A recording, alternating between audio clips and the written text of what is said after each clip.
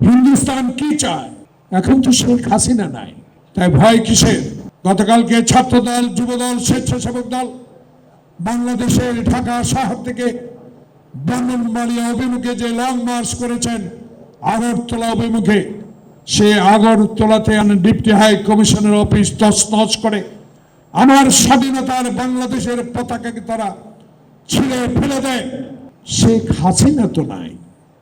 শেখ হাসিনার উপর ভর করে দেশের রাজত্ব কায়েম করেছেন, বাংলাদেশে এক দলীয় শাসন কায়েম করেছেন, বাংলাদেশের সংবিধানকে তছনছ করে দিয়েছেন, বাংলাদেশের বিচারপতি রাজদাসে লাথি মেরেছেন, বাংলাদেশে আয়না ঘর তৈরি করেছেন, বাংলাদেশে আমার মায়ের বুক খালি করেছেন, বাংলাদেশে আমার অনেক মায়ের শুধু বুক খালি করেন নাই, সেই মাকেও আপনারা গ্রেপ্তার করেছেন, হত্যা করেছেন।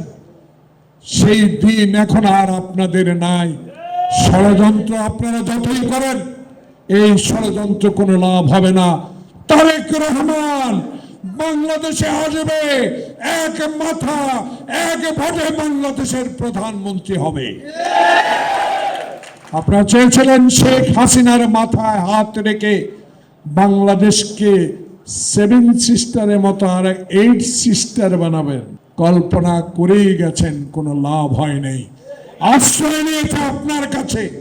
সত্যি আপনি যদি বিশ্বের দ্বিতীয় বৃহত্তম দেশ হয়ে থাকেন জনসংখ্যার দিকে, আপনার উচিত ছিল শেখ হাসিনাকে আশ্রয়ের পর যখন তার পাসপোর্ট শেষ হয়ে গেছে তাকে 1 মিনিটের জন্য দেশে না রেখে যদি ডক্টর ইউনূস সরকারের কাছে হস্তান্তর করতেন, তাহলে আমরা বিশ্বাস আপনাকে করতাম আপনি বাংলাদেশের মানুষকে সম্মান করেন।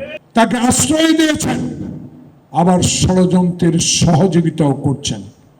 বাংলাদেশের মানুষ গরিব হতে পারে, বাংলাদেশের মানুষ আপনার কারণে অর্থনৈতিক দুর্বল হতে পারে, কিন্তু একবার আসেন, আমরা লাগবে না, আগরতলার কাছে ব্রাহ্মণবাড়িয়ার লোকেই যথেষ্ট আপনাকে প্রতিহত করে দেবে।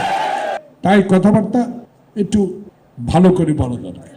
মমতাকে মনে করছিলাম একটা খাঁটি গণতন্ত্রী, কিন্তু তার কথাবার্তা, তার আচরণ আবার মনে হচ্ছে শেখ হাসিনা পক্ষে কথা বলার চেষ্টা করছেন। উচিত হবে না। আপনিও দিল্লি দ্বারা নিষ্পেষিত, আপনি আমাদেরকে আবারও নিষ্পেষিত করার ষড়যন্ত্রে হাত রাখবেন না দয়া করে। তাই আজকে ভারত, দয়া করেন ভালো হয়ে যান, বাংলাদেশকে নিয়ে মাথা ঘামাবেন না। কারণ ডক্টর ইউনূস বলে দিয়েছে পাশেই 7 সিস্টার। আমরা মাথা ঘামাতে চাই না। আমার দেশ স্বাধীন দেশ, আমি স্বাধীনভাবে বাস করতে চাই, আমি স্বাধীনভাবে নির্বাচন করতে চাই, আমি গণতান্ত্রিক পরিবেশে নির্বাচন করতে চাই। কারো হস্তক্ষেপ কামনা করি না। যে হস্তক্ষেপের দ্বারা 2014 সালে শেখ হাসিনা ভোটারবিহীন ভোট করে বাংলাদেশে শেখ হাসিনাকে ক্ষমতায় বসে দিয়ে বাংলাদেশের গণতন্ত্রকে ধ্বংস করে দিয়েছেন। বাংলাদেশের হাজার হাজার কোটি টাকা আপনি লুট করে নিয়ে গেছেন। আজকে আমরা খেতে পাই না, আজকে আমরা এলসি কিনতে পারি না, আমাদের ব্যবসা বাণিজ্য আপনি বন্ধ করে দিয়েছেন। আবারও আশ্রয় দিয়ে তাকে বাংলাদেশে ফেরত এনে ক্ষমতায় নিতে চান হিন্দুস্তান। কোশ্চেন কালো হবে না।